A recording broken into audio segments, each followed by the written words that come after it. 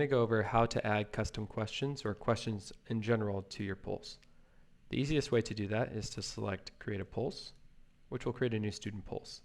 You'll want to give your survey a title that you'll remember. In my case, I might call it the Fall 2021 Student Survey. Of course, select your students. If you don't select any students and hit Save, it'll automatically send all students. Hit Next at the bottom, and you'll notice I'm at step 2 of 3, which is the Questions tab. Now there's a couple ways to add questions to a polls, and the way you do that is over here on this green menu, and you can either add a custom question or add a question from our bank. The first one I'm going to go over is custom questions, so I'm going to hit the plus, and you'll notice I can write in my question.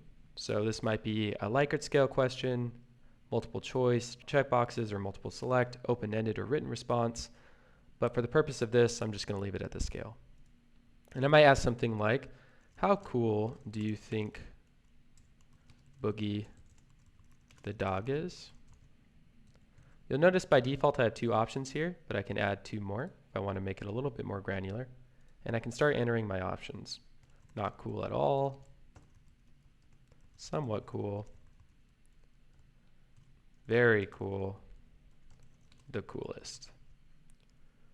Now you'll notice I can toggle in between emojis or radio buttons for my answer choices. For this purpose, I'm just going to leave it on emojis, and I'm going to choose them based on my answer choices.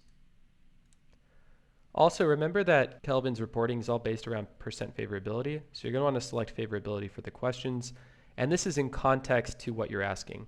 So very cool and the coolest are favorable in the context of how cool do you think Boogie the dog is.